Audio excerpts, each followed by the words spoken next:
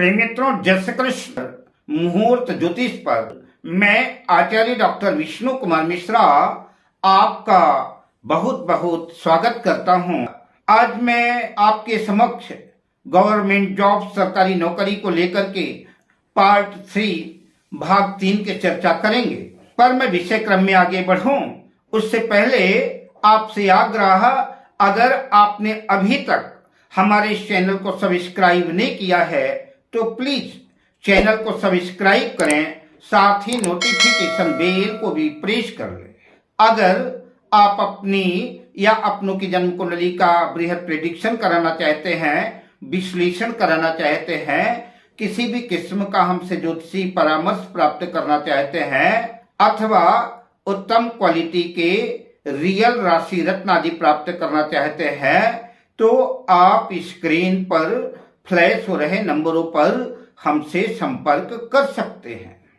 आइए विषय क्रम पर प्रवेश करते हैं और सरकारी नौकरी के कुछ महत्वपूर्ण योगों की चर्चा करते हैं। जन्म पत्रिका में दशम भाव का स्वामी दशमेश सूर्य, चंद्र, मंगल, बुध, इनमें से किसी भी एक दो ग्रहों से संयुक्त हो, उनके साथ युति हो दशमेश की, तो ऐसा जातक सिविल सर्विसेज में आईएएस, आईपीएस या अन्य उच्च पदों पर उच्च पदाधिकारी होता है।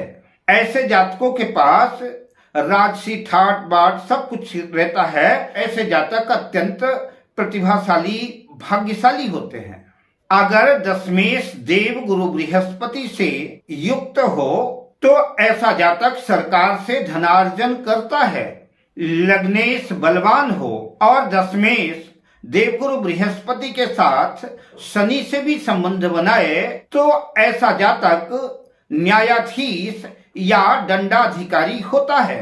जन्म पत्रिका में यदि लग्नेश, दशमेश क्रमशः लग्न में हो या दशम भाव में हो और उनमें से कोई एक ग्रह अपनी उच्च राशि में हो, तो ऐसा जातक अपने विवेक से, अपने बुद्धि से, अपने ज्ञान से, सरकार से खूब दौलत शोहरत खूब अर्जित करता है।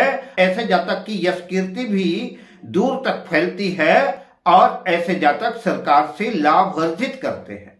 इस योग के लिए दो ही लग्न हैं, कन्या लग्न या धनु लग्न में ही यह योग घटित हो सकता है। कन्या लग्न में बुध उच्च का होगा और धनु लग्न में दशम भाव में बुध उच्च का होगा। नौकरी के लिए जन्म पत्रिका में छठे भाव और दशम भाव का विचार किया जाता है। तो अगर जन्म पत्रिका में खष्ठेश और दशमेश का राशि परिवर्तन होता है, दशम भाव का स्वामी षष्ठम भाव में और षष्ठम भाव का स्वामी दशम भाव में स्थित होता है, तो नौकरी की प्रबल संभावना बनती है। या फिर दशमेश और खष्ठेश की युति हो, दशम भाव पर हो, षष्ठम भाव में हो, लग्न में हो या कि केंद्र त्रिकोण में कहीं भी हो, तो ऐसे व्यक्ति के नौकरी के योग बनते हैं। कदाचित दशमेश और खष्ठेश के साथ लग्नेश भी इन्वॉल्वमेंट हो जाए, योग और ज्यादा पक्का हो जाएगा। ऐसा जातक जो है अपने मेहनत से, अपने पराक्रम से, अपनी बुद्धि से, अपने विवेक से उच्च पदों पर आसीन होता है और ऐसा व्यक्ति सरकारी नौकरी पर रह करके दौलत शोहरत सब कुछ अर्जित करता है। दशम भाव पर सूर्य और मंगल दिग्बली होते हैं, तो सूर्य या मंगल दशम भाव में स्थित हैं। षष्ठम भाव मजबूत है, बलवान है और दशम भाव का भी छठा भाव और दशम भाव अगर शुभ प्रभाव में है, मजबूत है, बलवान है, तो निश्चित रूप से ऐसे जातकों के सरकारी नौकरी के योग बनेंगे। ऐसा जातक सरकारी नौकरी करता है। अगर जन्म पत्रिका में लग्नेश, लग्न का स्वामी, दशम भाव का स्वामी दशमेश और षष्ठम भाव का स्वामी खष्ठेश नवमांश कुंडली में और दशमांश कुंडली में भी बलवान है, स्ट्रांग है, तो निश्चित रूप से सरकारी नौकरी का पक्का योग बनेगा। ऐसा जातक सरकारी नौकरी करता है।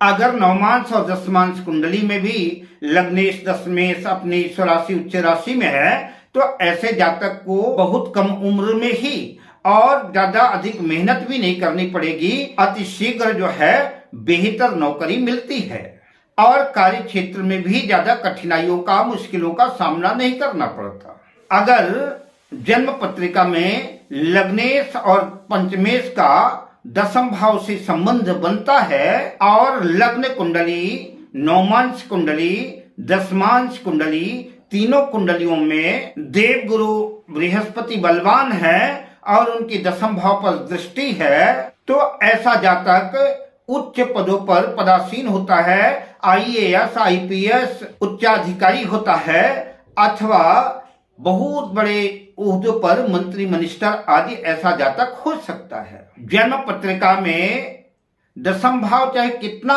बलवान हो लेकिन जन्म पत्रिका का तृतीय भाव, षष्ठम भाव और नवम भाव कमजोर हैं, वीक हैं, तो ऐसी कंडीशन में ऊंचे पदों की नौकरी की चर्चा क्या करें। कई बार ऐसा जातक छोटी सी चपरासी की नौकरी के लिए भी तरस जाता है, चपरासी तक की नौकरी नहीं लगती।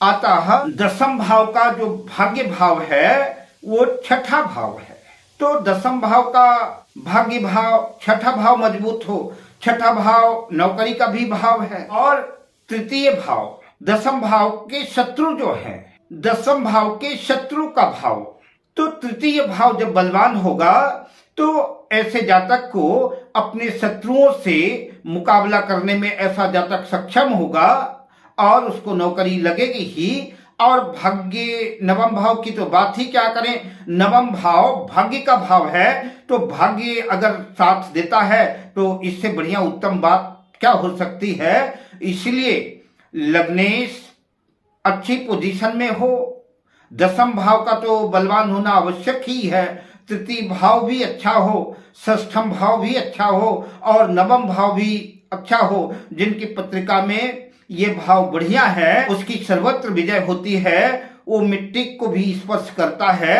तो मिट्टी भी सुवर्ण बन जाती है। ऐसे जातकों का भाग्य नित निरंतर साथ देता है। अब मैं आपसे लेता हूं विदा, मिलता हूं अगली वीडियो में शुभ कामनाओं के साथ। जय श्री कृष्ण।